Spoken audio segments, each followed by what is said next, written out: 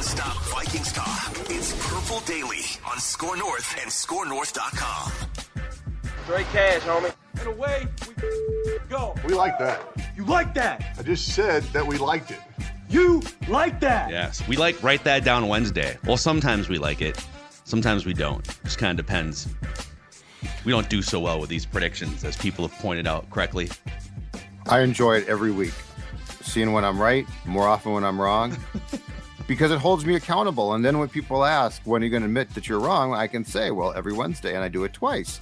Yeah. So it sort of gets me off the hook, because then it diffuses them. They're like, oh, you do admit you're wrong. It's interesting because we all have like kind of different strategies. Like I like to put things out short term, so I can like have the memory of, all right, did this happen in the last week? Like I would say more than 50% of my predictions are never pushed out more than like 7 to 10 days. I would say more than that. I think you only have like 7 predictions that are even like on the board. On the board right now? Exactly. And Judd will like, in 2024, the next defensive coordinator for the Arizona Cardinals will be so-and-so. And I'm like, I don't want to forget that I said that.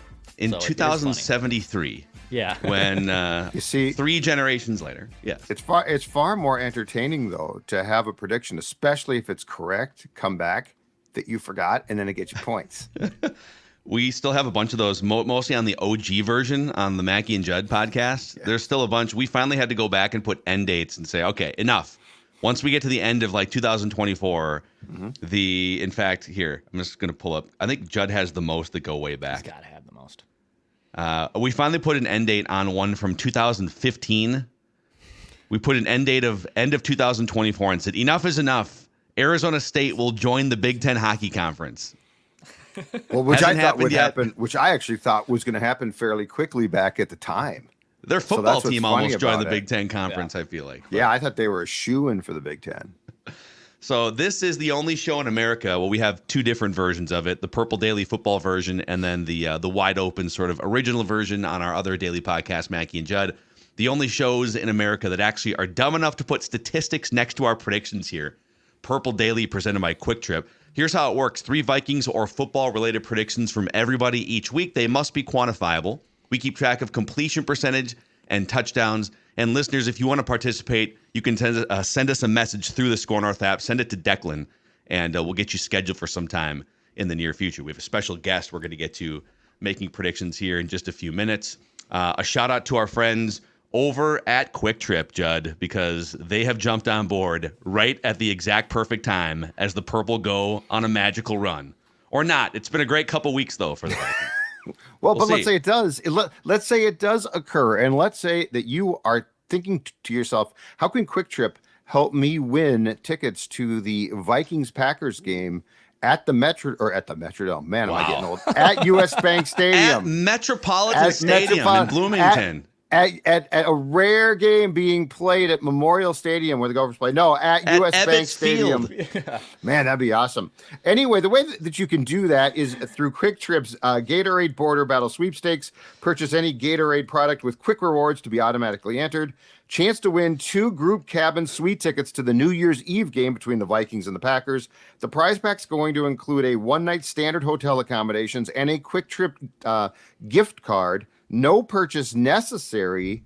Go to quicktrip.com/sweepstakes for full details. Again, Quick Trip, your one-stop shopping. If you want lunch, if you want dinner, anything that you might want, guess what? Quick Trip basically is going to have it, including your chance to win tickets to that Vikings-Packers game at U.S. Bank Stadium. No, I don't want to say the wrong stadium out of town. I'm super pumped about that Vikings-Bengals game in a couple months at Crosley Field in Ohio. Oh, great name drop. Yeah. Dude, that's a great name drop. My mom used to go there. She grew up in Cincinnati. To Crosley Field? Yeah. She used to go to Crosley Field and sit in the bleachers for the Redlegs games. They shut Crosley Field down for that. I think it wound up being Synergy Field. It was like one of the big... Yeah, Riverfront Stadium when it opened. Yeah. Yes. Yeah, it was just flat turf, like AstroTurf that baked to 150 degrees in the summertime. Mm-hmm. So anyhow, you have come here for daily Vikings entertainment. We just want the Vikings to win a Super Bowl before we die. Let's get into our predictions here. Some accountability, I should say, before we get to the predictions, starting with Judd. All right. You said TJ Hockenson would catch a touchdown pass against the 49ers. He caught 11 passes. none of them went for tuds. Unfortunately. That's too bad there Big because I was on the right game. Mm-hmm. I just called the wrong thing. Been there. Yeah, Oh, well. we've all been there. Yes, we in have. this game. No crying over. You spilled said milk. Marcus Davenport will have no fewer than 5 sacks after 8 games. Well, he's on IR through the 8th game, and he does not have 5 sacks. That might have been a decent call if he could stay healthy, which he can't. Oh, but it's wrong. Okay, a lot of red here for me. I said the Vikings. Let's just say I didn't have faith in the Vikings last week. And I said they would trail by at least 28 points at some point in that game against the 49ers. Although if I phrased it this way, technically maybe if I phrased it this way, the Vikings will trail by at least 28 points at some point against the 49ers. I didn't say which game against the 49ers. Maybe they meet again in the playoffs. Do you care to put an end date on that? Do you care to put an end? You didn't even say a season. At some point in any game against the 49ers. 2029. Let's go through 2029, okay? Sound fair? I said the Vikings will go exactly 1-3 over the next 4 games. They're already 2-0 in those games. Haters. At some point in the next 4 games, the Vikings' starting offensive line will be exactly this. Darrisaw left to right. Darrisaw, Reisner, Bradbury, Cleveland, and Brian O'Neill. I was going to say, wait a minute. Yeah, you know what? Yes. The beats. Damn it. Those are the beats. I said in Reisner's first start with the Vikings, he'll allow 2 or fewer pressures. He was good, but he did allow 4 pressures. They were kind of mild pressures. It was like we're seeing like a pressure isn't always a pressure, like in the same sense, right? The game against the Niners, the Vikings gave up like 10 or 12 pressures, but it wasn't like the, Kirk Cousins curling into the fetal position pressessures. Right. But either way. Are pressures like from PFF versus, let's say, like Pro Football Reference? I don't even know if they track pressures. I think they do. So are they calculated differently? PFF tracks individual pressures for each player. Pro Football Reference, as far as I can see, only tracks team pressure rate. Ah. That's right. Team pressure rate. Important. Very important. I did say that Cam Akers would set a Vikings career high in carries with at least 6. He did get to 10 carries, so sanity prevailed. All right, listeners had a really nice week here. All 3 of Daniel's predictions came off the board. We'll start with the 2 wrong ones. He said the Vikings will score 1 rushing touchdown against the 49ers. They still do not have a rushing touchdown. It's amazing. They even tried a tush push from like the 2-yard line. Which did not go well. And Pittsburgh got one, so the Vikings are now the lone team not to have a rushing touchdown. Gosh. Didn't need one against the Niners, though. Daniel said Kirk Cousins would have at least a fumble and a pick against the Niners. He did have a pick, but did not fumble. Daniel said the Vikings would kick at least 3 field goals against the 49ers. That's good. I think if you would have said 4 field goals, we probably would have given him a touchdown. Three's fairly standard. It's not that far from. But how about this one from Michael? This is from like a month and a half, like a month ago. Michael said the Vikings would beat the 49ers, they would cover the spread, and Kirk Cousins would throw 2 or more touchdowns in that game. That is a touchdown 3-item parlay right there. That's how you do it. That's impressive right there. And then a really nice week for Dex tweets here. We'll start with the bad. You said the Vikings would not turn the ball over in the first half. They turned the ball over literally right away. Again. And then they made up for it. You said they'd cover the 7. They did, and then some because they won the game. You said DJ Wonnum would get a sack or a TFL. He got a TFL. And you made Judd take his headphones off like 3 weeks ago. And you said Judd would recycle a hot take during the hottest Vikings take segment at some point this year. And the example you gave was like the Vikings will move on from Kirk Cousins, which Judd had one that said this game is the reason why the Vikings move on from Kirk Cousins. I'm going to make a ruling here and say that this is correct based on a modification of a recycled take. Because you said that that game sealed it against the 49ers, that Kirk Cousins will sign with the San Francisco 49ers in March of 2024, which technically is a recycle of he will move on from the Vikings. Okay. A listener sent it in and said, I think this is correct based on When you said it yesterday, semantics here. My radar popped up, and then I meant to bring it up to Phil, and then a couple listeners have come forward and said, I think Dex gets the credit here. I consulted with Phil, and of course we can't really like bring this up to you unless it's a hit, because then you're going to be on alert for it. Yeah. So Right. So yes, Okay. it's a nice completion. Nice completion. Okay. I can see it. So No 3 problem with that. correct for Declan here. 37.8% for Declan on the season completion percentage. Little breathing room from Judd at 34.5. I'm at 33.3. Listeners at 22.5. Judd with the touchdown lead. 9 touchdowns to Declan's 8. I'm at 7. Listeners with 3 touchdowns. Moving on up a little bit. Career stats over the past 3 seasons. Declan 35.8%. Judd 34.8%. I'm at 32.5%. Listeners 23%. I have the touchdown lead with 40 over Declan's 31, listeners 30, and Judd with 27 touchdowns. Career. All right, let's get to our guest listener predictor here. His name is Cody, but most importantly, his name is Cody Finch, our friend from Finch Home Solutions, which we'll tell you much more about later on in the show here. But you're a huge Vikings fan, right, Cody? You bet, fellas. How we doing? We're doing really well. Give our audience and us your background. Like, when is the first conscious Vikings memory for you? Do you remember like watching your first Vikings game? The first Vikings game was when Randy Moss was a rookie. That was big time. I think it was 6th grade at the time when he came into the league and just started tearing it up. So that was when you get to watch offense like that at a young age, that'll bring you into the game. So it also kind of ruins it for you because you just assume now at age 12 that every season's going to be like that. Yeah. Are you back on board? That's the question. Yeah, okay. we were I figured on Monday night, so it was a heck of an environment. Gotta love where they're going. Yeah, I mean 3-4 now. This people have kind of made fun of us, like, oh, you guys are flip floppers. How can you not be after what happened on Monday night? If you were kind of looking at this thing sideways, God, if they lose to the Niners, they're 2-5, and then to beat the Niners.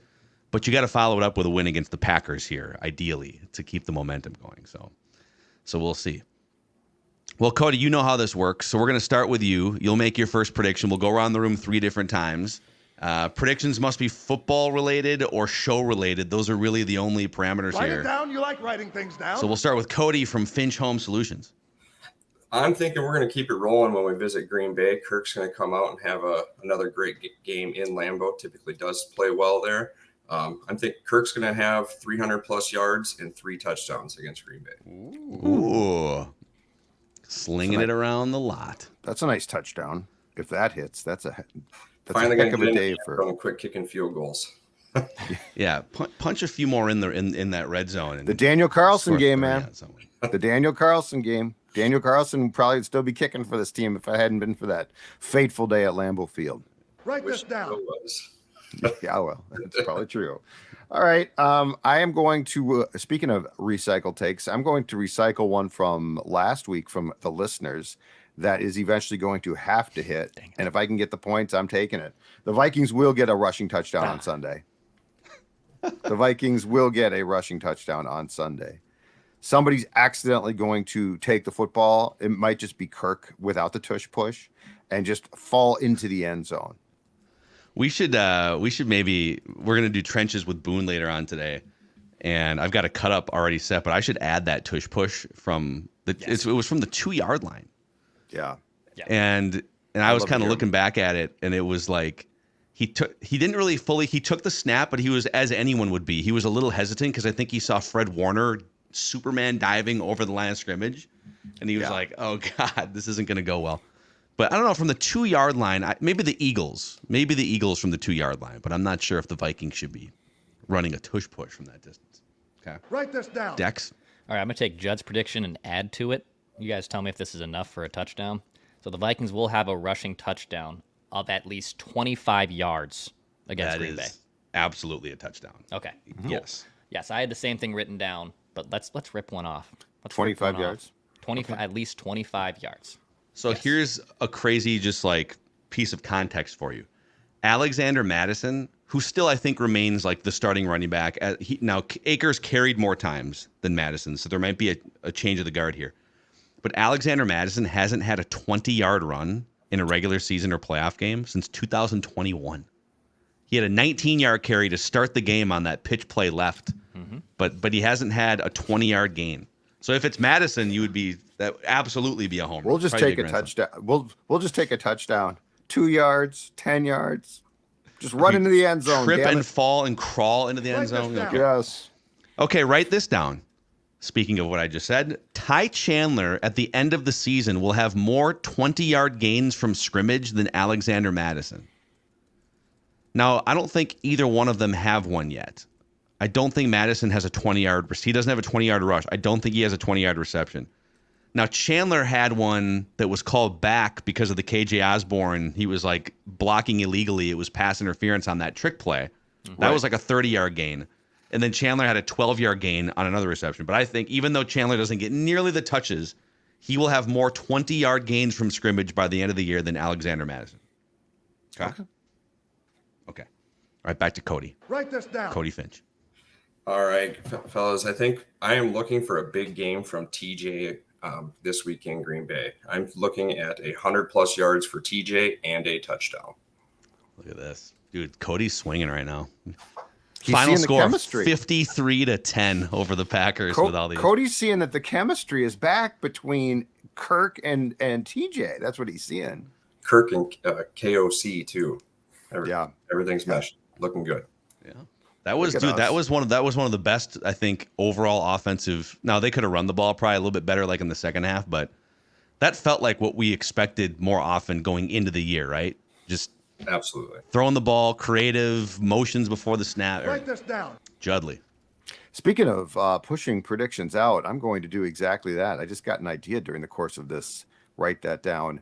The tush push will be outlawed this offseason.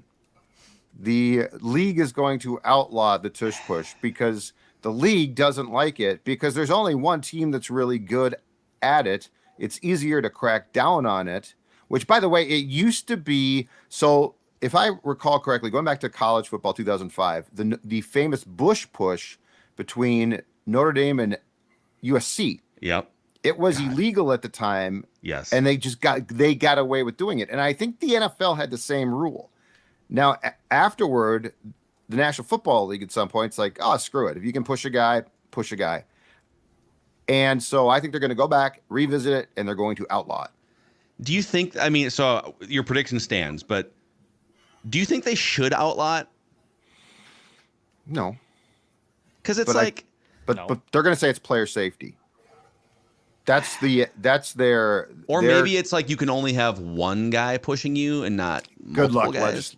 Good luck legislating that, though, because once the tush push starts, it turns into a scrum, like a rugby scrum. Once it starts. Yeah, once it starts, you can't put the toothpaste back in. Yeah, you can't is that an extra hand on that guy's butt?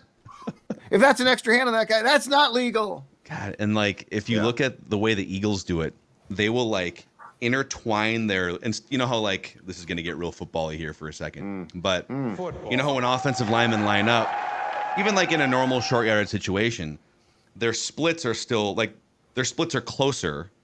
Their splits meaning their feet, the guard's feet compared to the tackle's feet, how much space is between the tackle and the guard.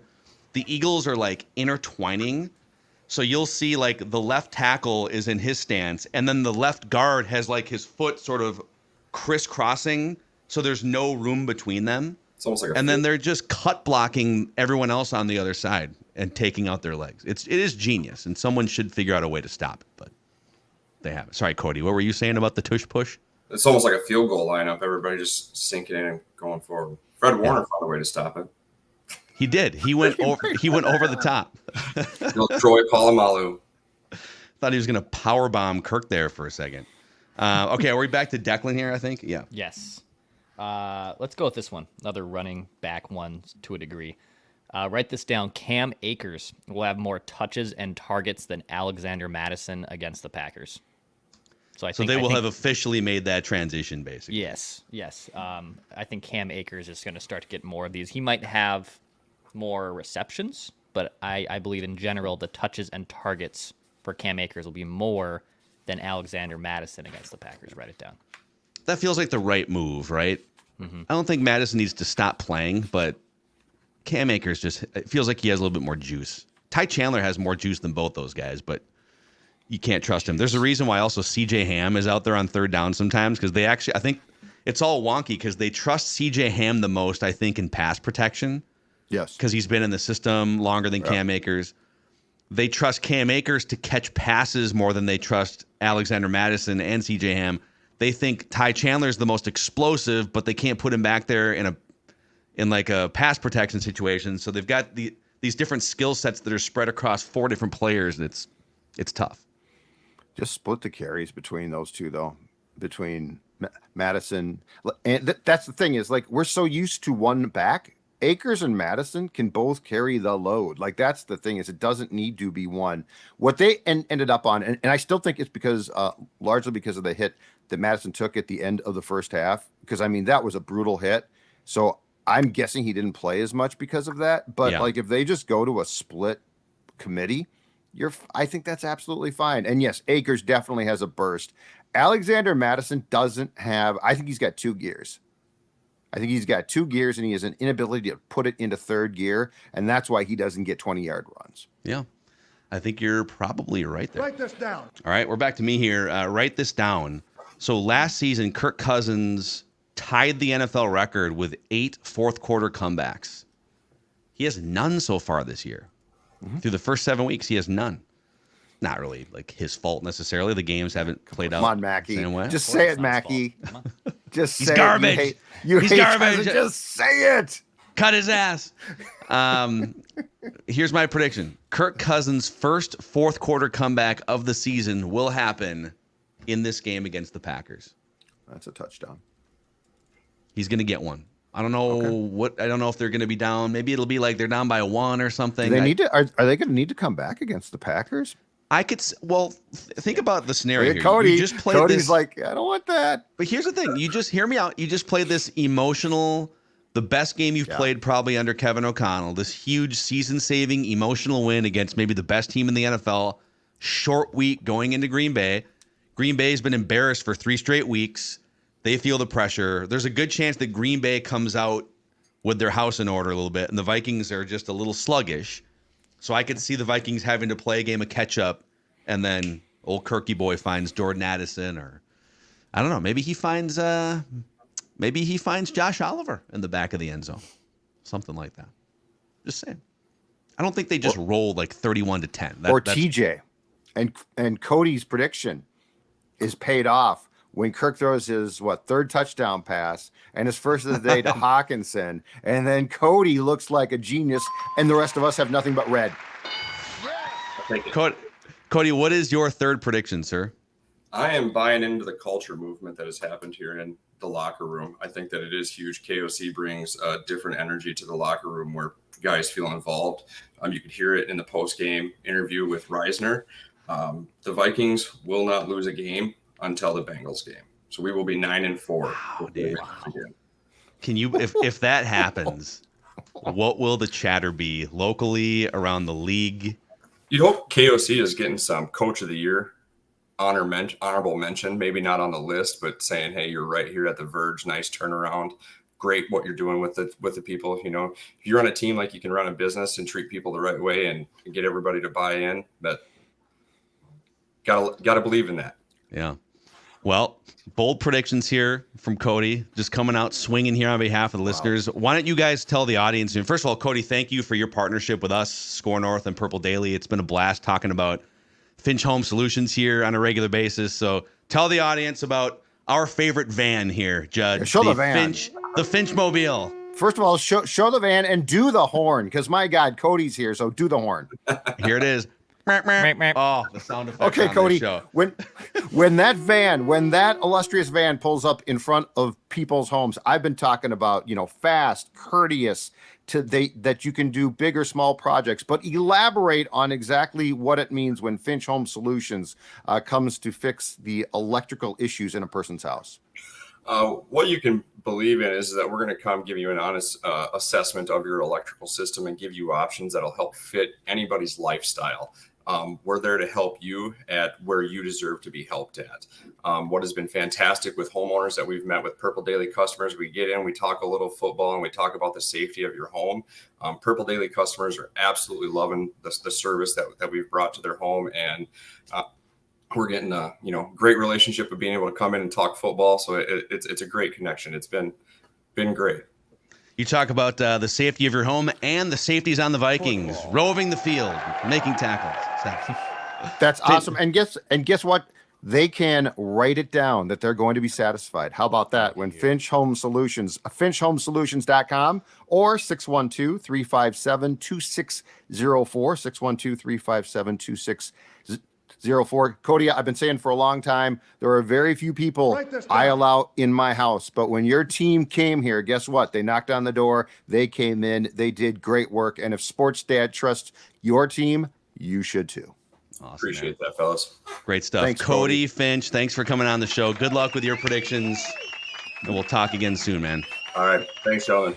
All right, there he is. So, all right, Judd, back to you here for your third and final prediction. Write this down. All right. Here's an immediate one as well. The Vikings will intercept Jordan Love at least twice on Sunday. Oh. The Vikings will pick off Jordan Love at least twice on Sunday. I just want you to know it's legal because we said this on different shows, but sometime in the off season, I was just going through here. I have the exact same prediction. At some point, I said Jordan Love will throw at least 2 interceptions in his first game against the Vikings in 2023. So we're both tracking on the same wavelength here. Wow, but you did a long time ago. Well, I'm a visionary. Write this down. I'm dubious right now of Jordan Love. Far more than I was in the summer.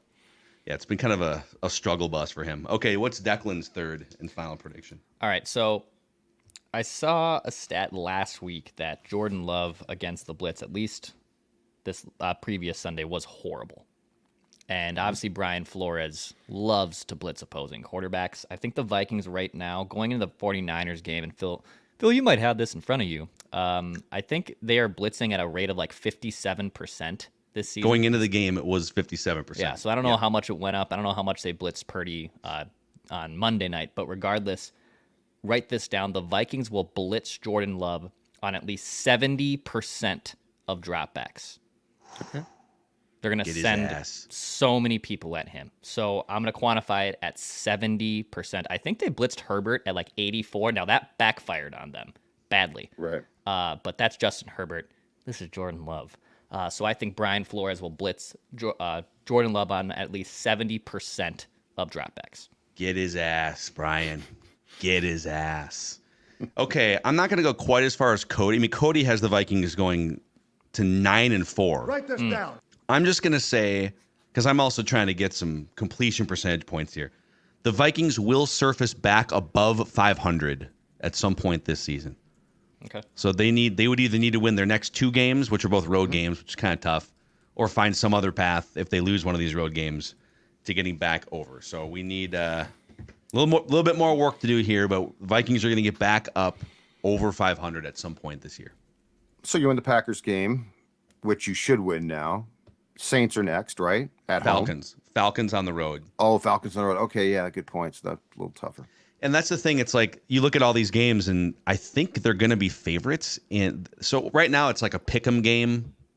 This Packers game. So Green Bay. Yesterday it was a pick'em. Okay. And then if the Vikings beat Green Bay, they're probably going to be like 2.5 point favorites, maybe over the Falcons. So they're going to be favorites or pick'ems in several games here. But it doesn't mean it's likely they're going to win 5 or 6 in a row, right? That's the thing. And that's the trouble with starting off 1-4 is you don't get to slip up. Right. Oops, we lost at home to the Saints. No, you already used up your oops home losses. Right. So. Yeah, that was Tampa Bay. You slipped up there. No. So you gotta keep rocking here. So all right, those are the predictions. Write this down. Those are the accountability sessions. Write it down. You like writing things down. And now it's time for a quarterback cesspool challenge here, gentlemen. It is our weekly quest to identify and celebrate bad quarterback play in the National Football League. Here's how it works. It's a lot like a survivor pool where each member of the show can only use a quarterback once per season. And I should clarify, we have to pick different quarterbacks. It's like a draft every week where we have to pick a different quarterback each week too. And the scoring is very simple. We're looking for the lowest QBR of the week. If your quarterback doesn't play, so let's say you pick a quarterback and he's out or whatever, you just get a default QBR of 50, which is average on the 0 to 100 scale. Last week, Declan picked up his third consecutive victory with Joshua Dobbs in the pilot seat here. And Joshua Dobbs wasn't terrible. His QBR was 42.1, which is slightly below average. Right. I went with Tyson Bagent, the Division II backup quarterback that the Bears ran out there against the Vikings for a half. And he was actually pretty good in a win. Was it over the Raiders this last week? 70.3 QBR. And Hader Judd picked Kirk Cousins to put up a dud against the 49ers. Instead, he delivered with an 80 QBR and one of his best games as a Viking, just all things considered. I like that. Yes, you do. The worst quarterback in week 7. I always forget to change the week on here. I mean, my staff does. My We'll work on that. Graphics department does. We'll talk to them. Yeah. We'll fire some people. Jared Goff was the worst quarterback in the league in week 7 with a 15 QBR at Baltimore. Baltimore just absolutely destroyed Detroit in that football game. So with that on the season, Declan has 3 wins, 3 weekly wins, 3 in a row. I have 2. Judd has 2. But the season QBR standings are very tight here. I have a narrow lead at 44.8 over Declan's 45.5 to Judd's 47.8. So only 3 points separating all 3 of us in the quarterback cesspool challenge. So the draft order this week is the same as it was last week. Judd is picking first. I am picking second. And Declan is picking third. Again, we're looking to identify the worst quarterbacks in the NFL. All right. I am going to go with a game in Pittsburgh between the Steelers and the Jaguars. And no, I'm not going to go with Trevor Lawrence. I am going to go with Kenny Pickett. So I'm going to bank on him. See, this is the weird thing too, though. The rise and fall, right? Like the weekly rise and fall of guys. Like Jared Goff is a prime example of a guy who, like, if you had gotten it right, it's a huge win. Yeah. And so that's what I thought, mistakenly, of course, because Kirk was outstanding with Kirk. But so, yeah, I'm going to go Kenny Pickett this time. Yeah, I thought your bold strategy of picking elite quarterbacks, Kirk Cousins, was going to come back and bite you at some point. So Trevor Lawrence would have been a bold play there. But and you've been defending him for quite some time. So I have every day on the show. Okay, part of me wants to take Jordan Love against Brian Flores' defense. Has anyone taken Jordan Love yet? Dex, is Jordan Love available? I don't believe so. I have not taken him, no. Nope, I have not. Here's the 2 quarterbacks I'm kicking around, and I can say this because Declan's already taken Sam Howell. So it's Sam Howell against that Eagles defensive front, or it's Jordan Love against that Brian Flores defense. But again, I worry about the short week, maybe a little sluggishness. I could see the Packers scheming something up, the first 15 plays or something, kind of padding his QBR and stats. So Sam Howell is on pace to shatter the single season sack record, like by a quarterback taking sacks. He's on pace to take 97 sacks. I'm sure that's going over well in Washington. Yeah, and he's facing that Eagles defensive front. So I'm going to go, my first gut instinct looking at the schedule was Sam Howell. I'm going to stick with Sam Howell against the Eagles. Okay. All right, so here's the thing. Here's a guy. I was going to take a very good quarterback because I haven't taken any good quarterbacks yet. But there's some still really interesting QBs on the board. And I saw this morning that the Titans are planning to start Will Levis. They're planning to start Will Levis. Now, that's not a guarantee. Tannehill's most likely out, and I think Malik Willis and Levis will share roles as well. Instead, though, I'm going to go with Tyson Bagent. Wow, another I'm going to use it. Bite at the Bagent here. They're in LA. The Bears are, so I'm gonna. They're in LA. So I'm gonna use another bad QB, Tyson Bagent. I love my Division II quarterbacks, Division II guy myself. Not an athlete, but I'm gonna take Tyson Bagent. You got drunk at a Division II school 6 nights a week. No. I called like 90% of St. Cloud State football games, believe it or not. So I was I hungover a few times? Probably. But I was not drunk for them. No. Were you drunk 6 nights a week? No, not 6 nights a week. The big nights in St. Cloud, and I was just talking to a friend about this. Tuesdays, Wednesdays. Monday, Tuesday, Sunday. Monday night football. Really, Thursdays were easily the craziest nights. In my 5+ years, my super senior year at St. Cloud State, I only had Friday classes in my 5 years at St. Cloud, like 2 semesters of the 5 years I was there. That's the way. That's the genius. I didn't realize that until I was like in my 3rd year in college, which probably says a lot about me. That you can just kind of schedule however you want. You dumbass. Yep. You don't have to have Friday classes at 3 o'clock. It's not like high school. Now, typically, I didn't realize that. Homeroom at 8 a.m. You better be there. most of the mass communication classes, which is what I majored in at St. Cloud, were also night classes, which I never mind. Like, people always hated night classes. I was good with them. It was once a week, and then you were done. Like, it was never the 3 days a week or twice a week. Like, I never had a problem with night classes. So I did everything in my power not to do anything on Fridays. I would rather have a night class than a Friday class, but I would also just rather not have night class.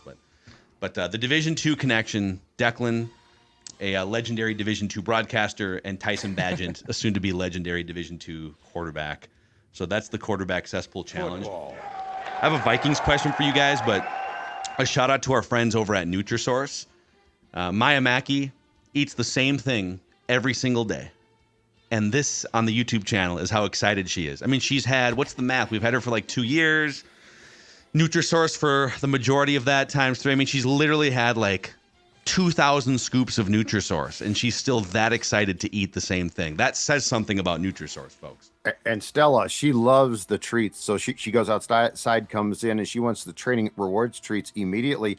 And she likes to mix it up a bit. So with the food, she gets the dry food, and I mix it with some of their wet food, and she absolutely loves it. She's like, I want a little variety. Wow, and you know who the sucker is? The sucker is me, because I'm getting her more. I like a play by you. Yeah, little dual quarterback play there. The wet food, the dry food. You got to mix it up, though. Yeah. You got to mix it up good, which I'm not great at sometimes. Yeah, I woke up this morning. Vinny's mom had a work call early in the morning, so he goes downstairs with her because he's a mama's boy. But then when I was getting up, all of a sudden I come upstairs, and here's this big dog with a goofy toy in his mouth. And he said, hey, Mom didn't feed me yet. Let's get some food here. Come on, get it together, guy. And my friends at Nutrisource make that happen. Maya knows that the word food, like she responds to the word food now. So you say, she do the head food, tilt? you want some food? And she's like, Nutrisource, oh my God. NutrisourcePetFoods.com to find a Nutrisource retailer somewhere near you. Okay, it's Wednesday here. It's been not quite 48 hours. Call it like, 37 hours or something since the Vikings beat the Niners. Now that you guys have had 2 days to soak all this in, you're looking at the NFC landscape. Are you guys like, is moving full steam ahead still the right play? Or does a part of you still kind of feel like they should trade Danielle Hunter? I want full honesty here. Oh, I like it. So first of all, I am stuck in sort of the middle here because I do very much want to see what happens on Sunday, which in my opinion is a game. And I know it's a rivalry game. I know it's a tough game, and I know it's in Green Bay, but it's a game that if you're serious about turning this thing around, like you took a really nice step against San Fran, you win this game as well. So I can't give you an answer yet until I see that game, because that gives me 2 days then before the trade deadline. But I think what emboldened me the most, you guys, wasn't just the San Francisco win. It was watching and listening to the rest of the conference on Sunday. And so like if the goal is to make the playoffs, I think it's extremely doable because the bottom of that wild card picture is wide open. Mm-hmm. So am I all in the fact that they will make the playoffs and definitely can? Absolutely. Because you tell me, who's going to be the 6th seed? Who's going to be the 7th seed? Like it could easily be the Vikings. So I guess I would like to see the Green Bay game to get a little bit more direction. But right now, to answer your question, yes, I would be all in if you want to make the playoffs, which I think we all agree that's the Wilf's goal. Yeah. Dax, what about you? I think just given how weak the NFC is, that if you win on Sunday, then you're in. Like you are 100% in on being a legit force in the NFC, and you're 2 games back of Detroit. And I don't like to get too into if, ands, and buts, but my God, if you beat Tampa Bay in Week 1, you are right there. This looks so much different. But you dropped an easy, not an easy, but a gimme game in Week 1 against Tampa Bay. Because if not, I feel a lot better about this team being 1 game back of Detroit as of now. If they ended up being Tampa Bay to start the season and they had the same record that they do, but I think that they still can push ahead here. But they do have to take care of business against Green Bay. It's going to be tough. But they have to take care of business. I think them winning that game against the Niners probably starts hitting the red button, if you will, on any calls about Danielle Hunter or anyone else. Yeah, and I think because the trade deadline is Tuesday, right, of next week. So every team gets to survey the landscape here. And so if you do slip up and now you're 3-5, it does open up.